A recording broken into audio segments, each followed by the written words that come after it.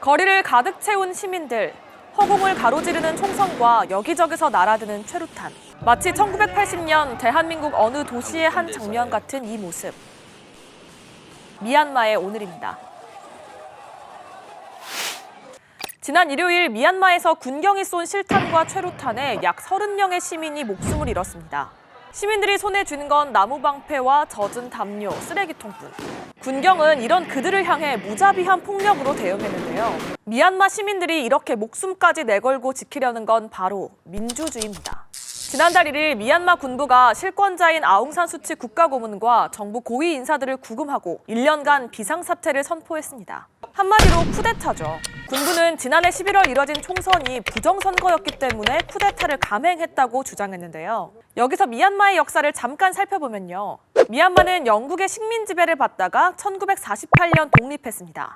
이때 독립에 지대한 공을 세운 국민 영웅이 바로 아웅산 장군인데요. 맞아요. 아웅산 수치 고문의 아버지입니다. 그런데 미얀마는 독립한 지 14년 만인 1962년 쿠데타가 일어나면서 길고 긴 군부 독재가 시작됐습니다. 국민 영웅 아웅산 장군의 딸 수치 고문은 1988년 군부 독재를 끝내달라는 미얀마 국민들의 염원 아래 등장했는데요. 군부에겐 수치 고문이 눈엣 가시였겠죠. 군부는 1989년 수치 고문을 가택 연금시켰고 다음 해 이뤄진 총선에서 수치 고문이 이끄는 민주주의 민족동맹 NLD에 완패하고도 정권을 넘겨주지 않았습니다.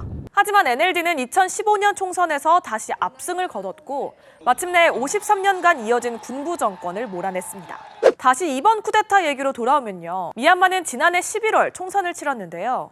군부 독재 때 만들어진 헌법에 따라 전체 의석의 25%는 군부에 배정되고 나머지 의석을 선거 결과에 따라 나눕니다.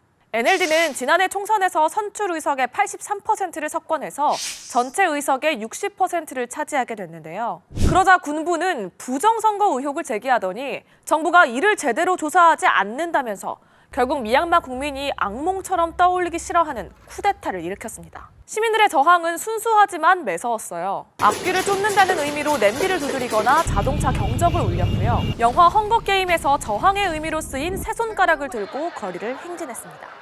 국제사회의 비판에도 불구하고 군부는 뜻을 꺾지 않고 있는데요. 집회 모습이 SNS를 통해 전 세계에 퍼지자 페이스북, 트위터에 이어 아예 인터넷까지 차단해버렸고요. 지난 일요일에는 최악의 유혈 사태까지 발생하는 등 시위의 불꽃이 커질수록 군부의 강경 진압에 희생자 숫자도 늘고 있습니다. 또 군부는 쿠데타 이후 가택연금 중인 수치 고문에게 온갖 혐의를 적용해 줄줄이 재판에 넘기고 있는데요. 수치 고문의 발을 묶어서 재기할 수 없게 만들겠다는 의도겠죠. 역사적으로 쿠데타 군합발에 짓밟힌 민주주의는 시민들의 열망으로 반드시 되살아난다는 사실.